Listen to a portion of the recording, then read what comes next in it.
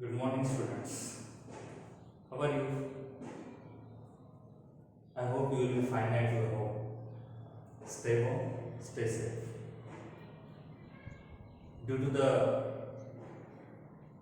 pandemic disease of COVID-19, such as Corona, we are going to start the online classes today.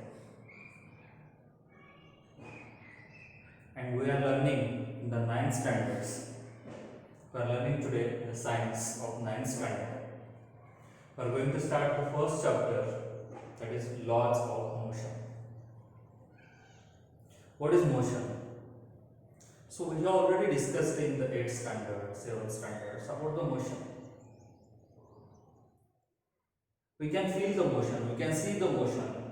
There are so many things which are in the motion, such as moving fan, traveling bus, flying bird. All these are in the motion. There are so many things which are at the rest. This board is at rest. The stone lying on the hill is at rest. So definitely there is a basic difference between the motion and the rest. But so many times we get confused about the motion. And how do we get confused about the motion? Suppose for example, you are sitting in the bus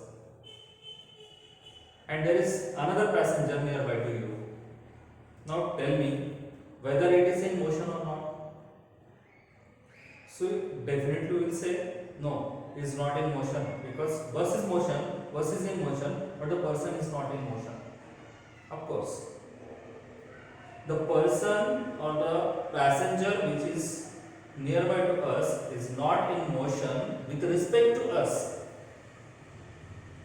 but it is in motion with respect to any other person which is standing outside of the bus, traveling bus.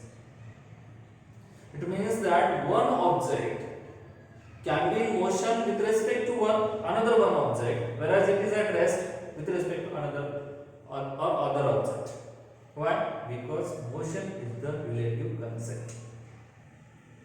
And how do we call it, or why do we call it relative concept? So simply, just I have already told you that one thing can be in motion with respect to any other one thing, whereas it can be at rest with respect to any other second thing. And it is depend upon the relations between these two things, A, B and C, etc. And that's why motion is the relative concept. So how can we define then motion? I have given you some examples of motions, such as flying bird, flying aeroplane, traveling train, running bus, running boy, playing boy. So all these are in motion. Then what is motion actually? So simply all these things which I have given you some examples, all these things changes their position with respect to the surrounding. Means everything which can change its position with respect to the surrounding can be in motion. So simply what is motion? The change in position with respect to the surrounding is called as motion. Means if a person, if a thing, if an object changes its position with respect to the surrounding, then it is said to be in motion, otherwise it is said to be in rest. Or it is said to be at rest. So simply when an object changes its position from one point to another point, it is said to be in motion. This changing position is very important in the motion. Now the question arises, whenever the object changes its position from one point to another point, it travels.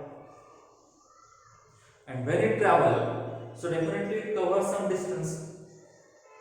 But there are two physical quantities which we are going to learn here with respect to the motion. These two physical quantities are displacement and distance. Distance generally we use in our daily life situation. Displacement is the new term for us. What is displacement? What is distance? What is the difference between distance and displacement? and how they affect on the motion of an object. What is the relationship with the motion of an object? We are going to learn all about it. Look at what is displacement and distance.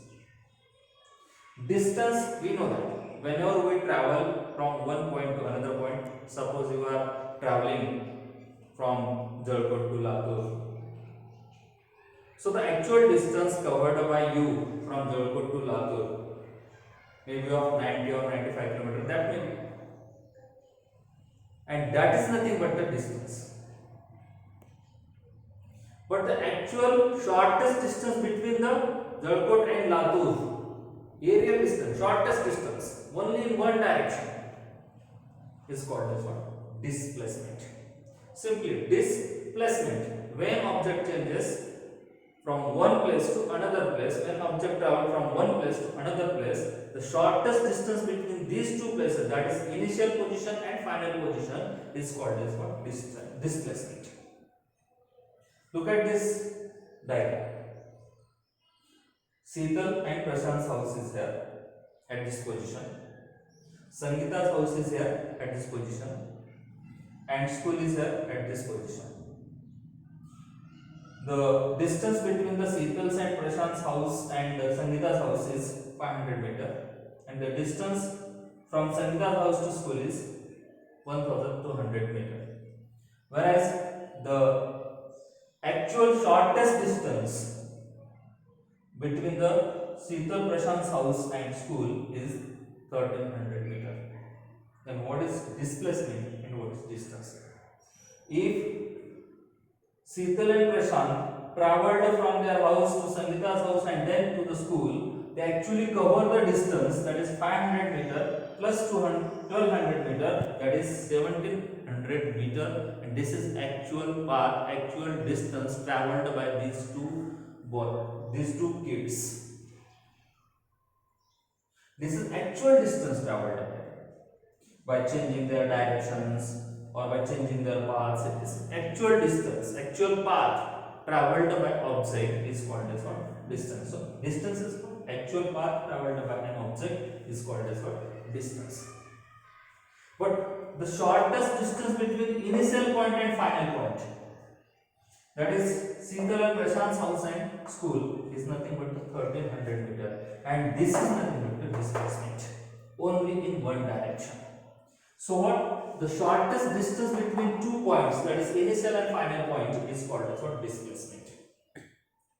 So simply from this diagram we can understand, with respect to the distance, they change their direction. This direction is not important and distance doesn't depend upon the direction. Whereas displacement, it is the shortest distance between initial and final point only in one direction.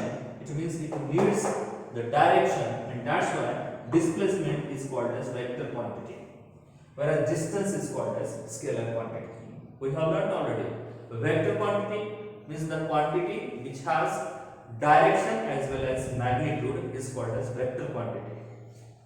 What is scalar quantity? The quantities which have only magnitude and does not depend upon the direction are called as scalar quantities. So distance is the scalar quantity, whereas displacement is the vector quantity. Another one thing is that the distance cannot be zero, because whenever we change our position we travel something else. So distance cannot be zero, but displacement can be zero. For example, simply one person started running along the circular path. He started from the point A and reaches to the point A by covering the actually 100 meter distance. Then the distance can be 100 meter, but here when the person started from the point A and ended at the point A, that's why the displacement is zero. So displacement can be zero, विस्थापन zero होऊ शकतं, पण अंतर zero नाही होणार, कारण आपण जेव्हा एखाद्या पॉइंट वरून ट्रॅव्हल करायला सुरू करतो काही ना काहीतरी अंतर आपण कापून जातो, आणि जेवढं ऍक्च्युअली कापलेलं अंतर असतं त्याला आपण अंतर असतं, पण पहिल्या आणि शेवटच्या पॉइंट मधला जो डिस्टन्स असतो, एकाच डायरेक्शन मधला कमीत कमी डिस्टन्स असतो, त्याला आपण विस्थापन असं म्हणतो. तर ठीक आहे, आजच्या या पिरियडमध्ये आज आपण इतकं शिकलो त्या ठिकाणी, that is motion of an object, distance and displacement, the difference between distance and displacement, examples of distance and displacement. We'll see the another part in the next period. Thank you.